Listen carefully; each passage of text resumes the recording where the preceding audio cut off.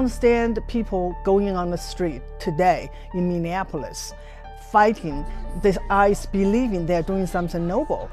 And that's exactly what happened to the Red Guards. So in the Cultural Revolution, which you lived through, you saw that in real time. When I was growing up, we were always told our goal is to liberate the humanity. Xi Van Fleet is a survivor of Mao's Cultural Revolution and co-author of Made in America, the hidden history of how the U.S. enabled communist China and created our greatest threat. Because they never understood communism, they made all the possible mistakes and eventually helped the CCP to take over China. From the founding of the CCP in 1921 to today, she breaks down how America aided the survival and rise of its greatest adversary. CCP, or communism, is a snake. You can save it, you can help it, but it will bite you because it's nature. The nature is that it's going to destroy you. This is American Thought Leaders, and I'm Yanya Kellick.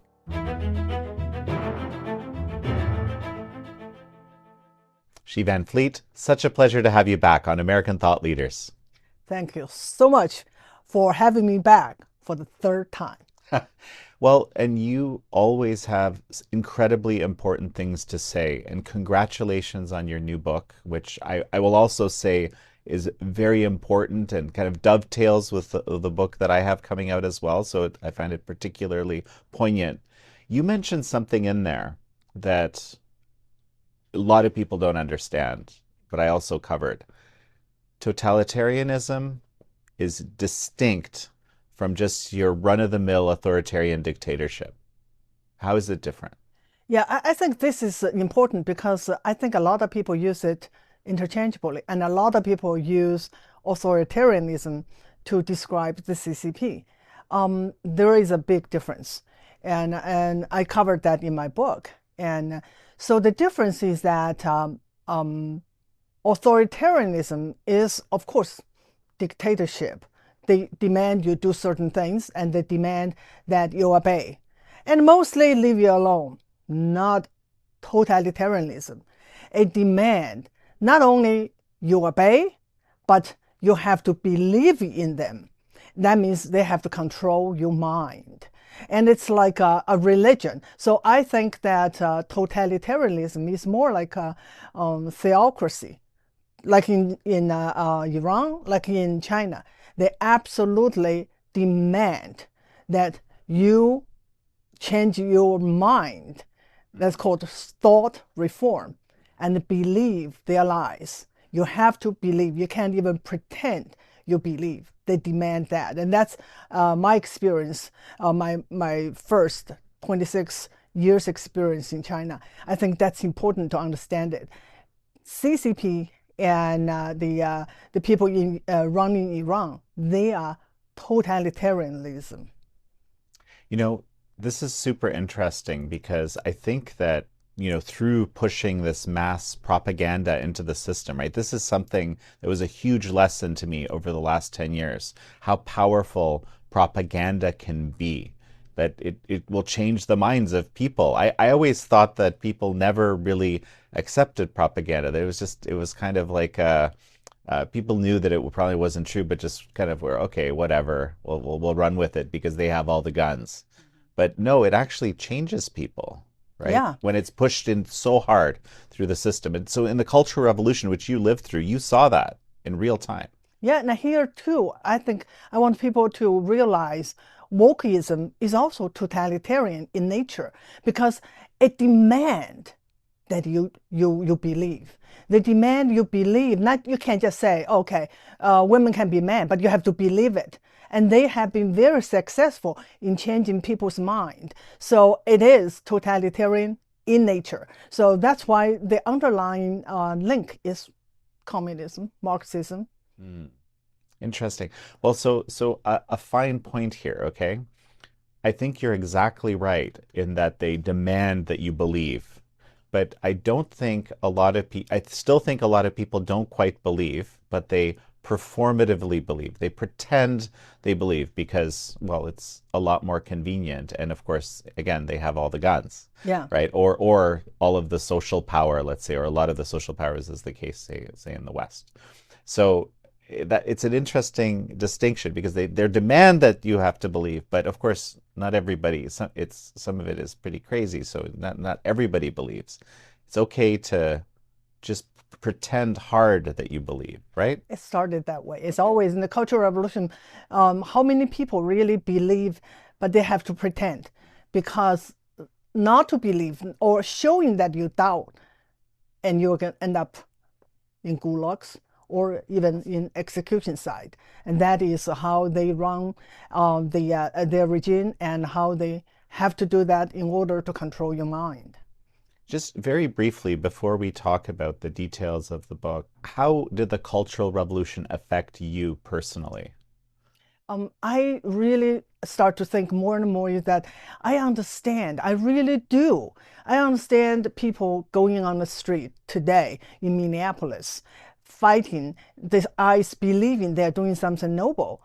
And that's exactly what happened to the Red Guards. You can't say they just totally just have no idea what they're doing. They believe in it. And same thing like here, those radical left, they thought it's something noble. And that's the power of indoctrination. I've seen that. I was one of them, even though I was not really Red Guard, I was too young, but I believed in the lies I was told. I absolutely never doubt. I always believe that the party is always right. The party cannot be wrong. So what I do, believe in the party. And just very briefly, for those that might be uninitiated, the Red Guard, tell me about who they were. The Red Guards and the kids. Yeah, during the Cultural Revolution, Mao needed an army to carry out his revolution. And he can't use the army. That looked like a coup because his goal is to take down the CCP. What? CCP? Yes, his goal is to take down the CCP. Run this by me again. The Mao's goal was to take down the CCP. CCP. I hadn't heard that before. Tell me more. Yeah. Because he believed that he was no longer in control. He believed that his party was somehow not listening to him. So what to do? Get rid of them, all of them, from the central government all the way down to the village level. And so he needs people to do it. He needs an army, and he had an army, and that is tens of millions of Red Guards, the young people. They know nothing, and they can't think critically, and they do one thing really well, follow the order. So they did what Mao wanted them to do, to take down the CCP. They did. So how did that look like in real life? Like, what did that mean? Well, what did these Red Guards actually do? 2020. That's what they did in the Cultural Revolution, like what they did here in America. It's destroy everything, destroy statues, destroy communities, because they're so emboldened. They were backed by people in power. In China, they were backed by Mao. Mao claimed himself to be the Red Commander-in-Chief for the Red Guards. And here, the Democratic Party was behind those mobs, those rioters, those looters, everything. And so you don't have to imagine. You just think about 2020 in Minneapolis and 2026 in Minneapolis. That is what Red Guard looked like. Well, except that the Red Guard took it to a kind of a whole different level, right? Like I remember there was this three-body problem. Remember there's this series that came out recently, not too long ago, where they really kind of showed what these Red Guards were doing, right? And I was amazed that this landed on Netflix. I was too. Yeah. And yeah. I tweet about it because it's very true to life. That's very close to what happened. So my point is they were killing people, literally, right? They were killing people. Yeah. And the killing started with the professors, start with the teachers and principals. And so I would say we're not there yet. Very close. Very close. It won't, if we don't stop it, It won't take long for us to get there. And so what you're saying is this is a combination of indoctrination and sort of the understanding that there's institutional power behind you. The combination of those two things. Absolutely. So I think most people probably will agree that Rene Good did not prepare to die. I think he kind of, like many others, uh, probably believed that there's no consequences. So yeah, and they absolutely feel that they are empowered by the Democratic Party and by the people who urged them to go on the street, by the lieutenant governor who urged them to put your body on the line. And many of them probably did not think there's any consequences. Because there's no consequences in 2020, after all these riots, what happened to those people? We don't know, nothing. So let's go back now to you make some really interesting you did some really interesting research in your book. You're looking way back to even before the time when the Chinese Communist Party took power in 1949 in China. That already there were kind of American interests that were basically supporting it. I did not know about this. Tell me more. This is I tried to do in my book to trace all the way back to the beginning. And and it really started in the 1800, in the middle of 1800, when a lot of American missionaries or Western missionaries went to China to spread the gospel.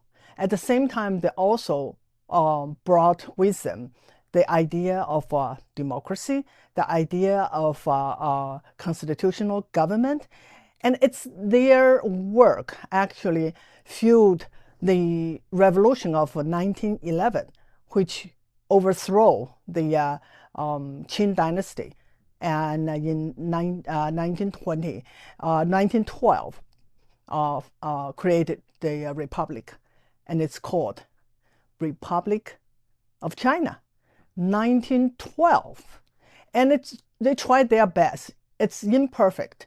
It's far from being perfect, but it's tried to follow the model of America style government, and it failed, but it survived, and it's still here today. People don't think about it. It's still here today. Republic of China now is in Taiwan, transitioned to a full democracy. So that was the beginning. But what happened? China was on the way to become a really a possible or potential, if I say potential to be a really a republic, and the Asians first, but it was derailed, and that part of the history is just astonishing. And who played that role to derail the whole potential? Woodrow Wilson. Well, but we know, I mean, let's go before Woodrow Wilson got involved. I mean, the Soviet Comintern was a little bit involved in here. Okay, I mean, I say that glibly, right? But this was a project of the Soviet Union, right? No, actually, it's the other way around.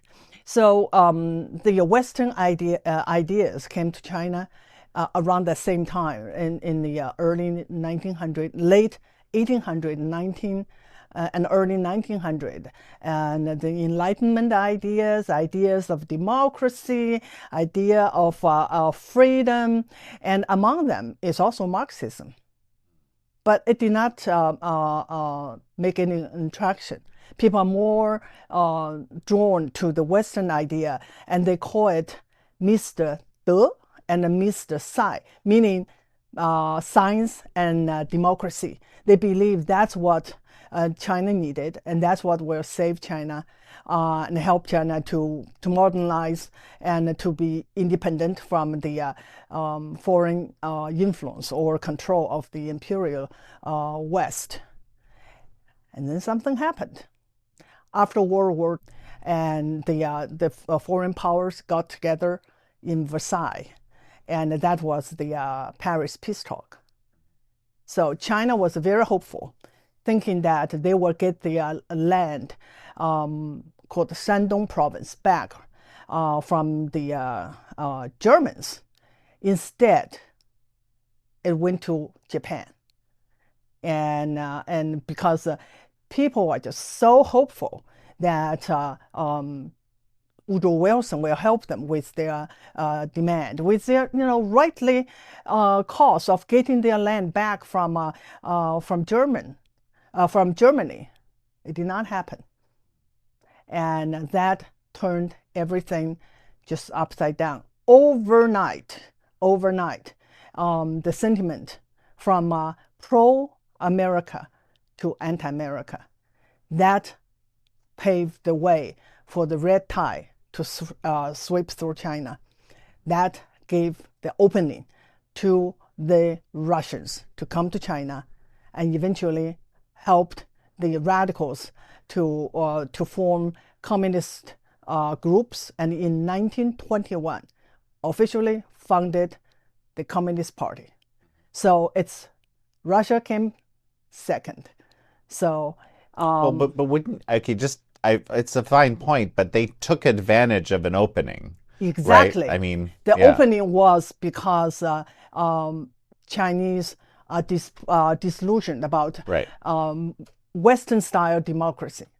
That is the really the key point, and so basically set the stage, ready for the Russians to come to China and eventually take over. So, well, trace that for me. So now, of course, the Soviets came. They were doing their thing, and but it didn't last that long in itself, right? Like basically the Mao and the Chinese took control of the Communist Party at some point pretty quickly, right?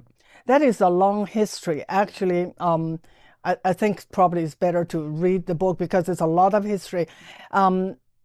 Actually, the Russians not only took over the communists because they helped to found the communists, they also took control of the nationalists. And so, because the leader of a nationalist party, Sun Yat-sen, who was considered the founder of a Chinese Republic, and so he was looking for help from the West, and no one, everyone turned their back to him. So eventually, he said, "I have to go to Russia." So because no one was willing to help us, and that at that time, actually, the dominant thought in America is isolationism. Is China, such a vast and a poor continent over there? It doesn't really matter to our national interests. It might be right, but they overlooked a very important factor. The Russians are ready to move in, and they did. Absolutely. So we have two ways now that you explained that sort of America played a role in, bringing us to today, the way the Communist Party rules. There was very early on in America, and frankly in the West writ large, right, a kind of love affair with communism, and something that I've been increasingly learning more and more about as I guess you could call it Lenin's evil genius, an ability to, push very attractive narratives, out into the world, very warm and pleasant sounding propaganda, which was very acceptable to all sorts of people that were, kind of disillusioned with their countries, disillusioned with their governments. And so, it created this whole kind of group of people that were just very sympathetic, even when atrocities started happening. So just to kind of tell me about this whole picture. Yes, of course. They are very good at find out what is appealing. At that time, what was appealing to the Chinese is nationalism, because they feel like humiliated by the West, by Woodrow Wilson particularly, because they put so much faith in him, believing that he would help China. Because it's a self-determination, right? It's just really encourage everyone. So what they say is that, look, the Western imperialists cannot be trusted, but We'll help you. We'll help you with your struggle against them. And it was just sounds like music to the intellectuals' ears of that time. And so they absolutely said, this is our way out. And so they believe that the Russian Revolution gave them the hope and for China's future. Explain to me how the nationalists were also somehow, co-opted by the Soviets alongside the Communist Party itself, which was fighting them. Because Sun Yat-sen could not get any help, and he wanted to. But like, how did that manifest? Like, what? I mean, it makes it sound like Soviets were fighting the Soviets or something, or... This is very difficult to explain. This will be the first united front. My book, I covered, there's a whole chapter covered a lot about united front, which is something that every American should know, a term that every American should be familiar with. But let's go to the beginning. It did not start it now. It started way back. So when the Soviet Union helped to found the Chinese Communist Party, it was very small. It was only 50 members. Guess who were the members? Do you think it's poor peasants or poor workers, the proletariat? No, they were intellectuals. Some professors of Beijing University and their students. They're very small. While nationalists, it's a mature party because they carried out the 1911 revolution that overthrew the Qing dynasty.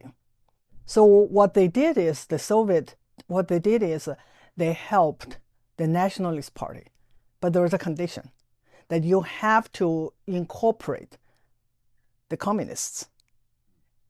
And so basically, their plan was that they let the communists be part of the nationalists and eventually take over from within. And they were almost successful until later the new leader of the nationalists, Chiang Kai-shek, realized the plan.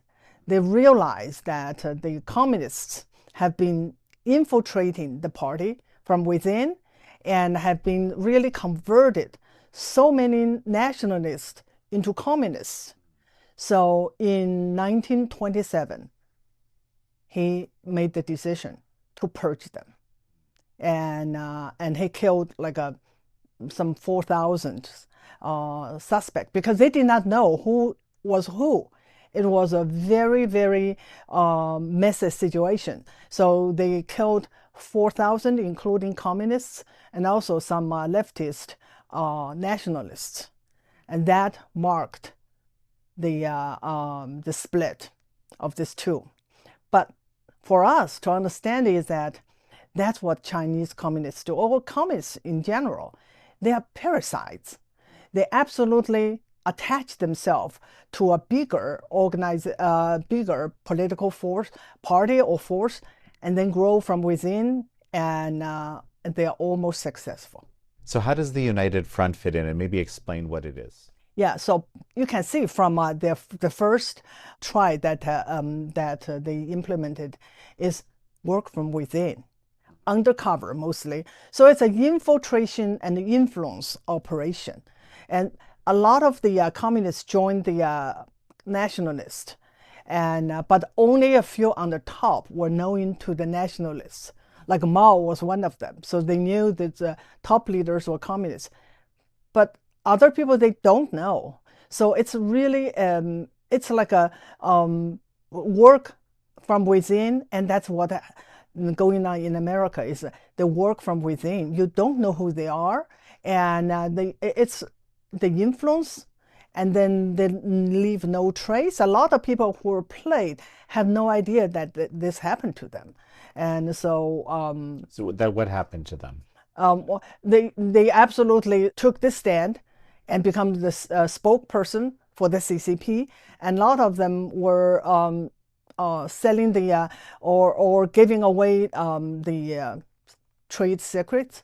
And a lot of them look at the Confucius Institute, what they did is that, So now we're going back to the present. yeah, Okay, right. yeah. I have been talking about the present. Oh, Yeah, okay, yeah, okay, yeah. okay. So what they do is work from within. So how do the people don't? A lot of people don't know. Okay, so for the Confucian Institute, money was such attractive offer. So a lot of universities let them in.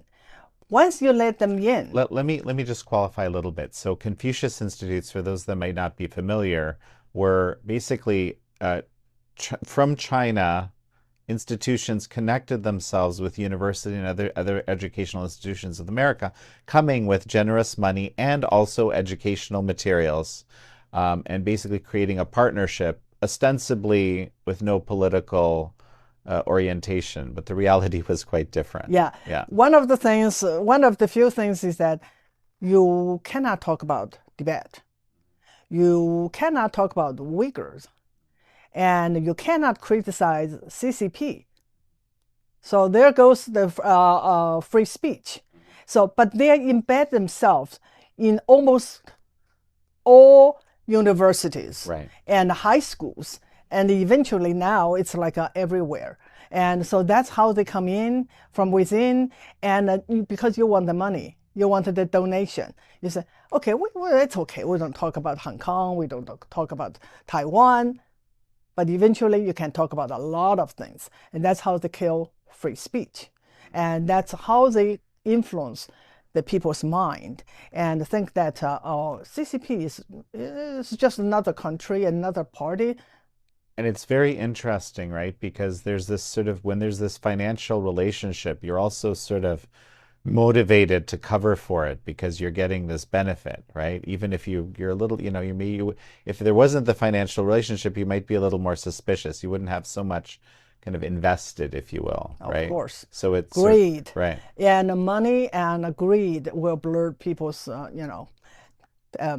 people's view of what they're dealing with. And so, but when the United Front was started, all absolutely had these goal of kind of creating basically a pro-communist United Front among all sorts of people that were not officially communist, right? Yeah. Basically, that's I think that's where the name or the idea came from, right? And Yeah. again, talking about the idea, where it came from Lenin. Yeah, United Front, this idea and this tactic was created by Lenin. And of course, the Soviet taught their students well in China. Mhm. So the nationalists purge the communists, but we still end up getting the CCP taking over in 1949. This story is so absolutely fascinating. So after the purge, and the CCP have to withdraw and went to mountains to become really bandits. That's what they are called, red bandits. But they're not going to give up. And that's something we have to learn. Communists do not give up. And Mao famous said, a little spark will start prairie fire. So they have their little so-called Soviet republic in the mountains in southern China, and they started to expand and call themselves basically opposition government. And the Chiang Kai-shek was determined to get rid of them. So he tried 5 encirclement campaign and tried to wipe them out. And the 5th time, he was successful and drove the communists out of that area and started what now many people know, the Long March, to escape. And they went westward and eventually ended in northern China, a place called Yan'an. And so from there on, the fight continued because by then the Japanese started its aggression against China, and totally by accident, also by national demand, they have to start another united front worked together, supposedly, to fight against Japanese. That turned out to be another disaster. And that turned out to be really the cooperation that ended nationalists. And eventually, after Civil War, drove them out of China to Taiwan. So twice they collaborated, and twice the nationalists were deceived and eventually defeated. And sort of, they had to escape to Taiwan, which is how the Republic of China ended up in Taiwan. Correct. Right. Yes, yes. Yeah. So, this enemy of the enemy is my friend approach, it doesn't work with communists. That's kind of the message I'm getting here. Yes, Yeah. that was later. That was Nixon. But we still have a little important history to cover, and that was during the World War II. But I guess just to qualify what I mean, right? In this situation, right? Obviously, the nationalists and the communists were not friends, but they got together to fight the Japanese as the common enemy, right? And I wonder to myself, shouldn't that already, after what happened, shouldn't that already have been the lesson? Exactly. That the enemy of the enemy, as my friend, doesn't work with communists. Absolutely. Yeah. But the history is very complicated. It's not that simple. But my book explains why the nationalists were forced to collaborate with the CCP again. And the same thing happened. They were deceived and defeated. But this took us back to forward, actually, to the 30s and late 30s and early 40s. And now the Americans come on the scene. Why? Because of the common enemy, the Japanese. So now they took us to the late 1930s and early 1940s. And now the Americans reappeared on the scene because now they're forced to engage with China. They had a shared enemy, Imperial Japan. And this period actually was a period that the Americans had a first-hand experience with the CCP. And CCP managed to deceive the Americans and managed to utilize the Americans to defeat their enemy, the nationalists. So the lesson absolutely was never learned, because after this, the same thing happened over and over and over until even today.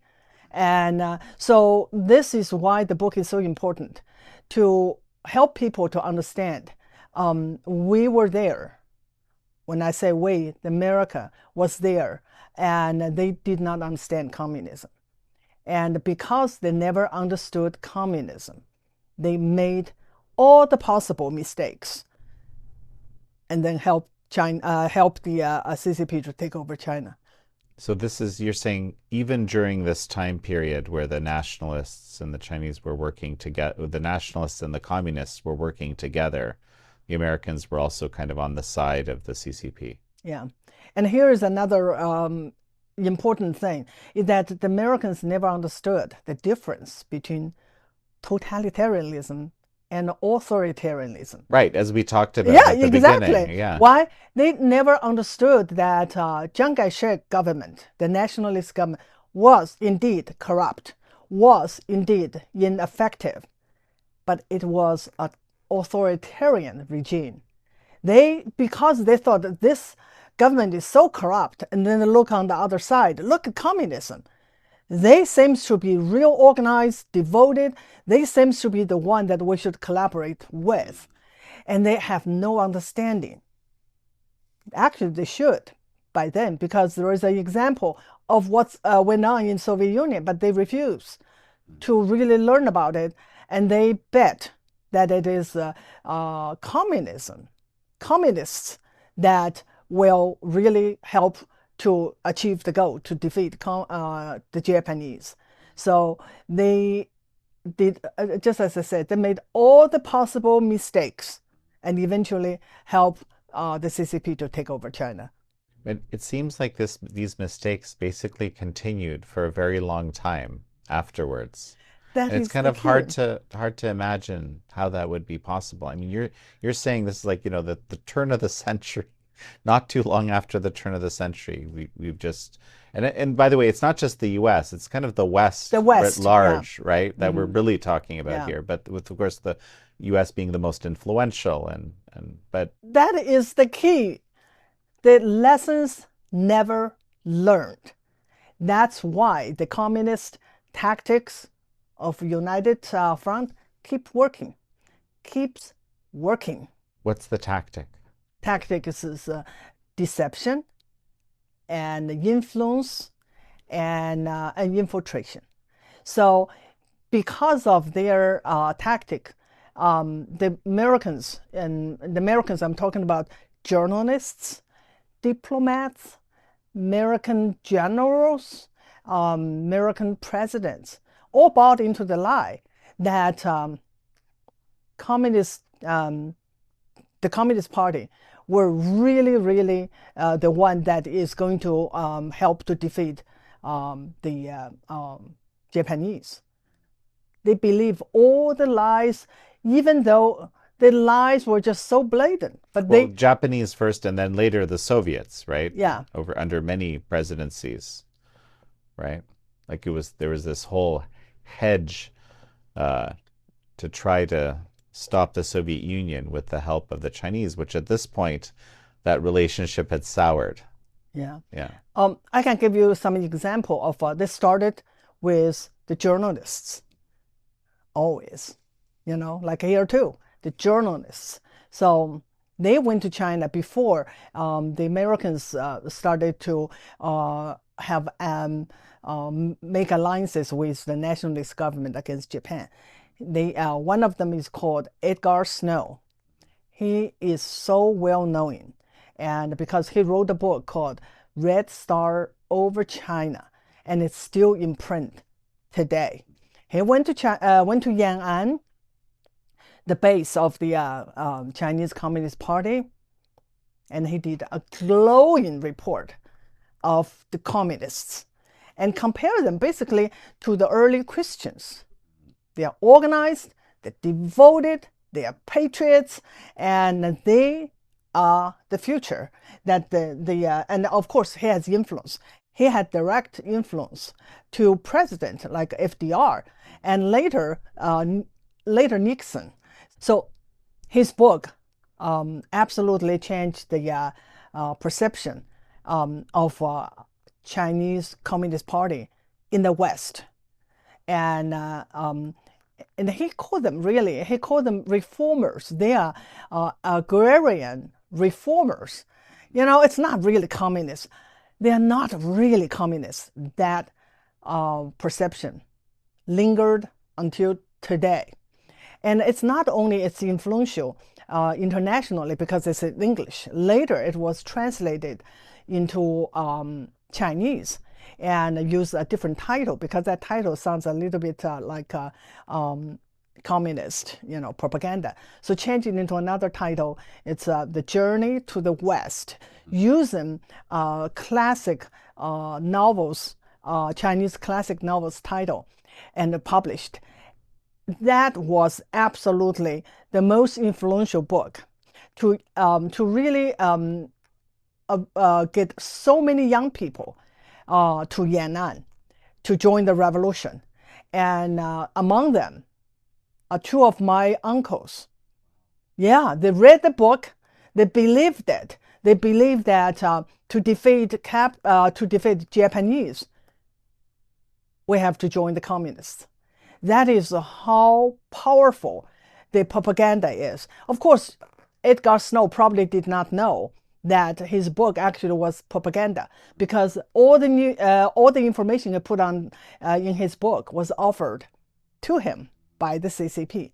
So in many ways, that is the first United Front tactic that they implemented in the Americans, and he was the first. And then followed him, there are so many other journalists, and I mentioned many of them in the book. But later, the State Department, the diplomats, and the Christian educators, the missionary, the people that really missionaries, they also knowingly or unknowingly, mostly unknowingly, help to spread the propaganda, and a lot of them just helped so many young people, just like here, just like in America today, to believe in communism and to abandon their families. So a lot of them were well educated from well-to-do family, abandoned everything, went to Yan'an, joined the revolution. Wow, that's amazing. So these became the old friends of the Chinese people, as you call them. This is what the title, I would say, that is the title that the CCP gave to those foreigners who helped them with their cause. The old friend of the Chinese people. And the first one received this title is Edgar Snow. And then you will see along the line, many people, including our presidents, got that title. Good friend, old friend of Chinese people. It has nothing to do with Chinese people. It should be called old friend of the CCP or useful idiots. And this also reminds me of one of these biggest pieces of successful propaganda, I think, that the Chinese Communist Party has affected is just this idea that the communists actually represent the Chinese people, that the party is the people. Yeah. In fact, right? When I would argue nothing could be further from the truth. That lie is still being believed by so many Americans or people around the world. Even today. Even Chinese, many. Yes, right. Yes, I mean, yeah. that's the craziest part, right? Yeah. So I would not too long ago, and this guy called Victor Gao, he worked for some kind of a think tank in Beijing. So he had a video that went viral.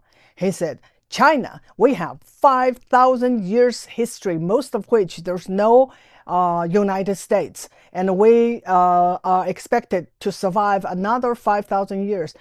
This is a lie. Chinese civilization lasted for thousands of years, but the CCP is not part of the Chinese civilization. It's an imported Western ideology, and they had a beginning. That was 1921. That is CCP, and they hijacked China. Now they call themselves China. It cannot be further from the truth. So this is very important for Americans to understand this. CCP is absolutely a foreign implant in China, and I would say they were the colonizers of this ideology from Western Europe, from Germany, if we trace back to the beginning, and it has nothing to do with Chinese civilization. And during the Cultural Revolution, we saw that Mao wanted to destroy everything that's Chinese through the so-called Four Odes, destroy the Four Odes, old ideas, old tradition, old custom, and old habits. Anything Chinese, they want to destroy. They are not Chinese. CCP is not Chinese. I think it's so important for people to understand this. Why are communists always so interested in destroying what Mao called the Four Olds, all of this tradition? Yeah, we talk a little bit, and I really consider communism a theocracy. It's a religion, and it's absolutely a religion because it sought to control not just a system, not just property or economy. It really want to control people's mind. And so in many ways, it is a religion. So because it is a religion, it cannot put up with any other tradition, civilization, ideology, and of course, religion. But with the coming of Deng Xiaoping, as the story goes, right, suddenly to be rich is to be glorious. So, obviously China abandoned communism, right? Well, then we have to go back a little bit to Nixon, don't you think? And so it was 1972, and I was in high school that we learned Nixon was coming to China. We just could not believe. If Americans were shocked, we were just imagine how shocked we were because since childhood we're taught America is our deadly enemy because America want to destroy us, and we'll do everything to defend China against our enemy. And then you tell me President Nixon was going to visit us, and I just could not get our mind around it. And that was the height of the Cultural Revolution, when everything was in ruins, absolutely in ruins, and there's no economy. And a few years after that, I was sent to the countryside after I graduated from high school. Why? There's no economy, no jobs, no nothing. We live in extreme poverty. But CCP was saved by no other than the President of the United States, Richard Nixon. And Trump rightly called that was the biggest mistake he made. Yes, that is true. He saved CCP. He saved the CCP from the ruins. Mm-hmm. How? He opened China up. And at that time, it's even worse than just economic ruins in America. In the late 50s. In China. In China. The time was just so crucial because China at that time was facing the absolute total collapse internally. There's no economy. There's just everyone was living in extreme poverty. And but more than that. And in the late 1950s, there was a big split between China and Soviet Union. And it get worse. By the time of 1972, by the time that before Nixon visited China, the two powers were almost at the blink of nuclear war. Can you imagine? Mao was like a threatened both internally, externally. Only this time it was his former boss, Soviet Union. And he needed help. He absolutely needed help. Sure enough, the help was on the way. And that was no other than the President of the United States, Richard Nixon. So it opened up. Opened it up. And all the crisis eased. And soon after that, and China got into the Security Council of United Nations because the Americans did not do anything about it. So turned around and then absolutely was saved and escaped all the immediate threat of being bombed by a nuclear weapon, and now safely on the side of the Americas, of the world superpower, United States of America. It's a really, this story, and I want to encourage people to read because you flesh out so many of these details and nuances of how this all happened. But we go from this opening up where the Nixon administration, in effect, kind of saves the CCP as opposed to having it collapse and something else forming there. Two, there's this kind of line that goes all the way to today, where the CCP has these deep, deep inroads in America itself. We're seeing another biolab that's been discovered. We have these, police stations, as we say in quotes. We have, all of this IP theft and, cyber theft, and I mean, and United Front, compromised individuals across the whole country. And I mean, it's not just America, but of course the focus has been America. So just I would love to talk out through all the nuance, and that's something I think people should read your book through it. But just kind of give me a picture of how we went from the Nixon's opening up to today. Yeah, I think this you're so right. There's so much to cover, and it's almost impossible. But I try my best.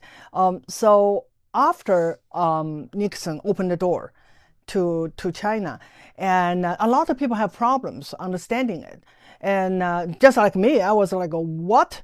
But then, of course, I could not think critically. The party must be right. So yeah, so party was right, but a lot of Americans have trouble understanding it. We're still in the midst of Cold War, so if we ally with the Chinese, which was communist country, and so then is the Cold War about communism? And so people have questions. So it just make no sense, right? And so what they did, the Nixon administration, they come up with a way that somehow worked. They said, yes, the enemy is still communism, but the Chinese communists, they're not really communists.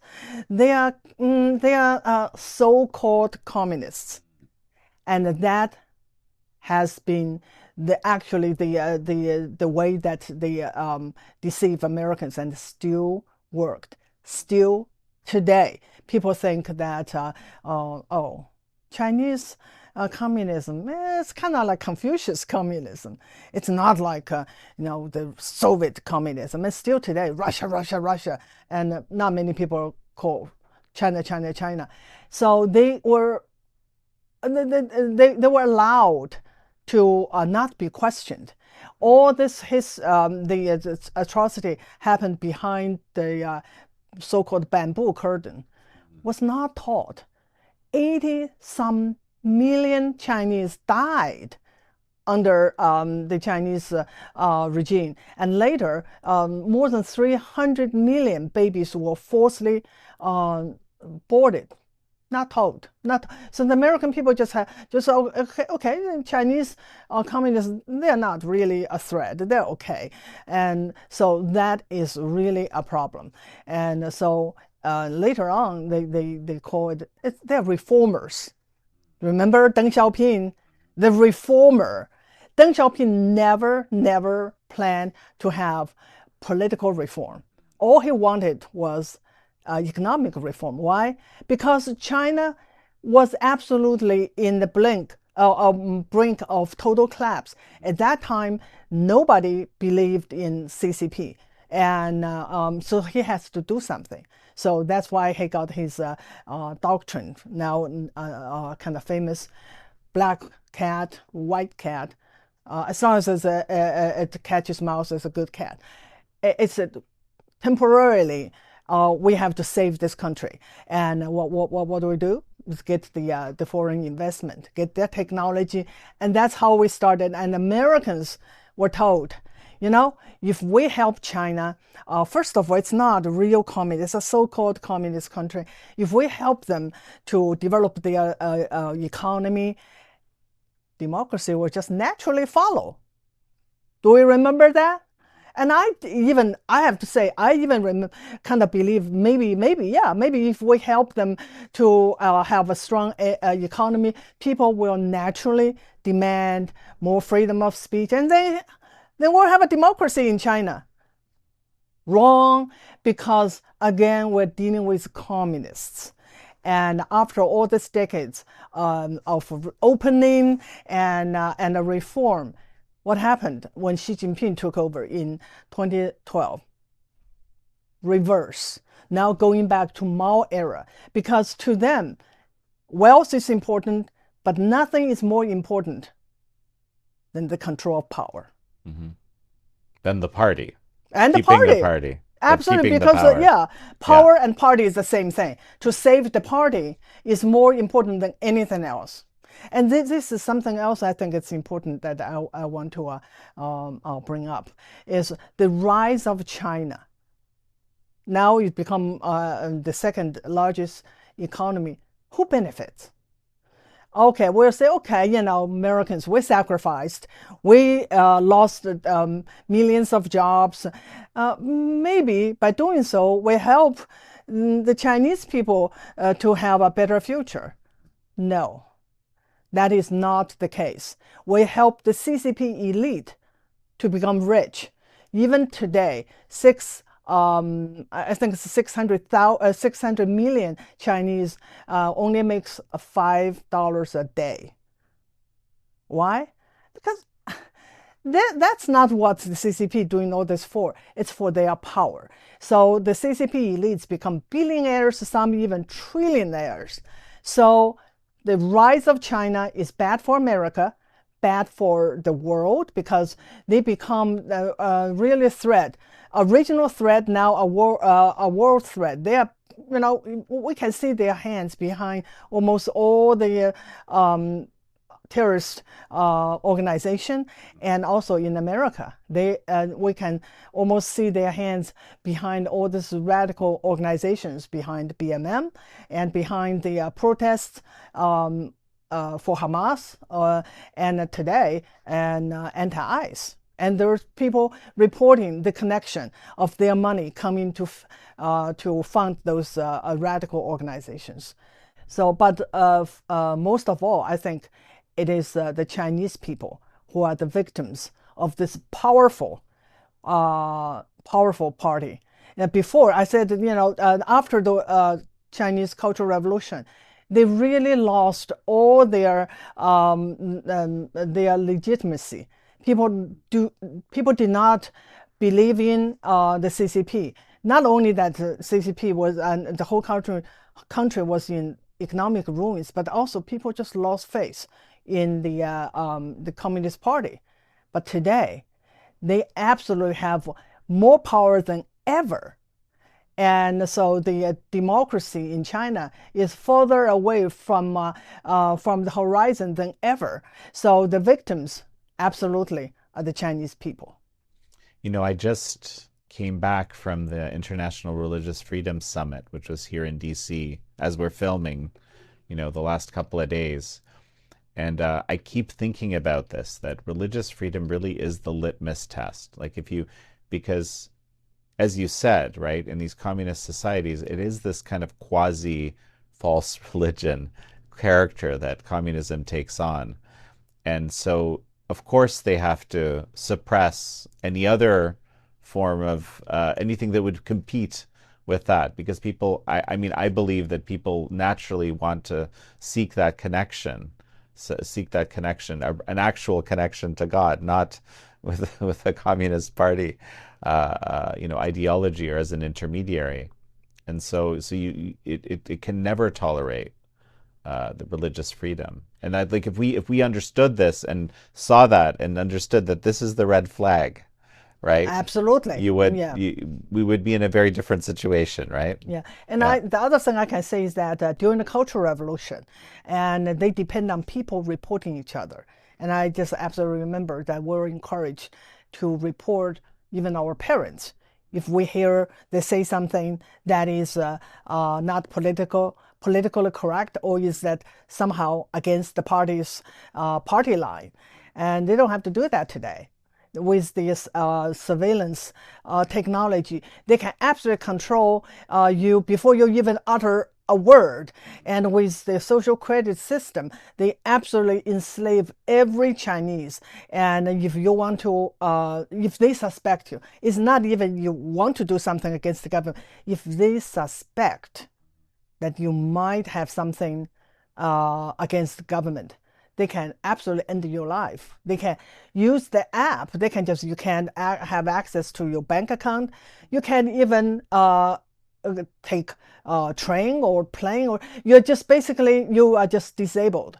And so that was not like Cultural Revolution anymore, because now they have the technology, they have the money, thanks to the West and thanks specifically to the United States. Now they become more powerful than ever and more dangerous than ever. I mean, it's interesting because they're more powerful. They have a lot of power, and they are dangerous. I think I agree with that. at the same time, they're in some ways they're very fragile. Yeah. And you can see that just in the past 2 weeks, the news came out of China that Xi Jinping purged the number one in the military and a bunch of high-level military leaders. And this is not his first, but this is his biggest. And and this guy was his childhood friend. But it doesn't matter. It doesn't matter. Why? Because he feel not secure. So because of that, he has to purge everyone that he feel like he's suspicious of. But eventually, he won't trust anyone. There's no one left to trust.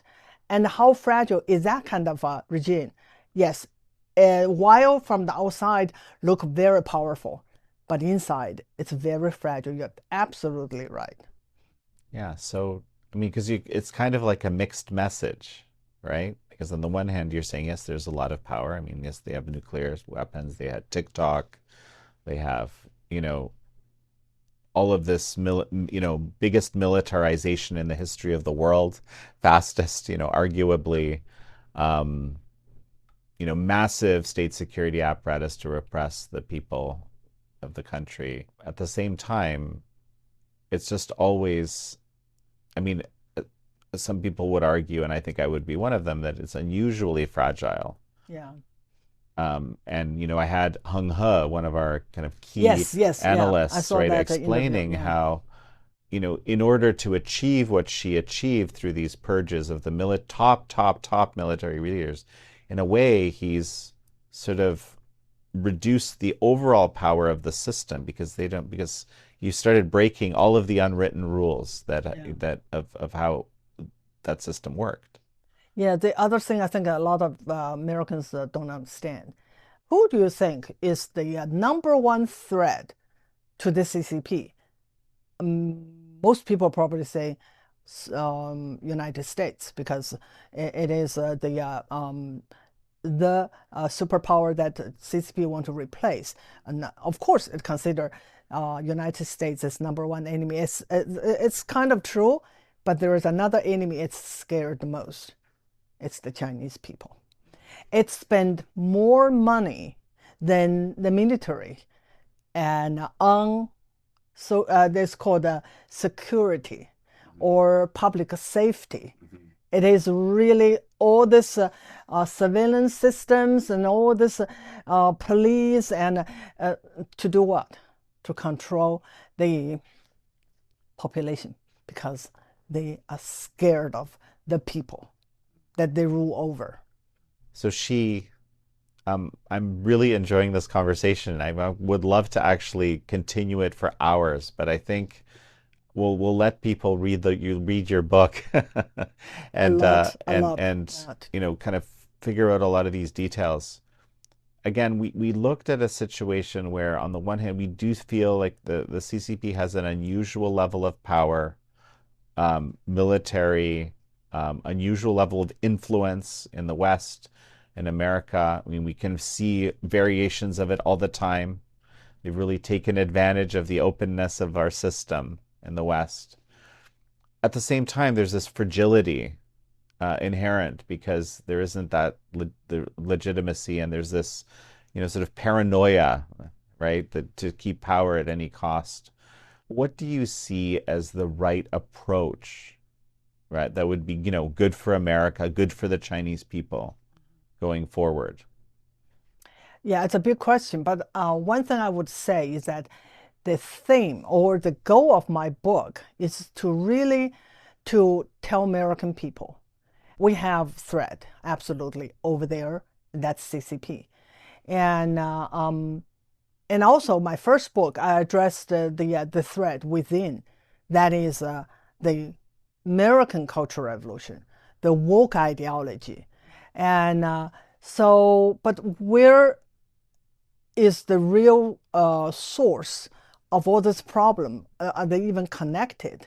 And how do I address it? And it's a big question, but I would say that my first book, Mouse America, I try to answer the question to the threat from within. And that is the woke ideology, and that is not coming from somewhere else. It's homeborn. Woke ideology was born here and made specifically for a country like America. And so, but after that, I still feel like there's a lot of questions unanswered. But also, I want to make this very clear in my second book, Made in America. And as the title said, I believe that the reason that CCP, first of all, was successful in taking over China, and later in challenge directly to America, is because we, as Americans, we fail to, especially our leaders, fail to understand the true nature of communism. And we fail to understand the threat it poses to us, to our way of life. And because of that, we made one mistake of another, and history was never learned. And that's why, the problem is here. We have to look inside rather than look outside to have solutions. And this is a huge problem, but I say start with learning history. Start to learn how we got here to begin with. And I think this book will help you really to understand a lot of things that you are not taught, because this is, I call it hidden history, because it's not taught in schools, and it's not taught and discussed in public discourse, because a lot of people want to hide it. But in order for us to understand, we have to learn this very, very important piece of history, and that my book is all about. And you mentioned that we really failed to understand the true nature of the Chinese Communist Party, of Chinese communism. I think this is of critical importance. I actually make the same argument. In a nutshell, how would you explain that nature in the shortest possible way? What is it that we don't understand? Okay, yeah. One way is to understand that communism, we talk a little bit, it's a religion. And it's really want to remake the world in its own image. And not only that, it want to remake human nature. And so it cannot be peaceful, because in order to do that, they have to use power and they have to use violence. And this is not what I'm saying. Okay, I think that's what they are. I lived through it. And history is there for us to learn. It happened in Soviet Union, happened to Poland, where your family is from. It happened to China, happened in Cuba. What do? We have to learn history. The other thing I have to say, nowadays, a lot of people talk about the globalism. And I have to say, communism is globalism.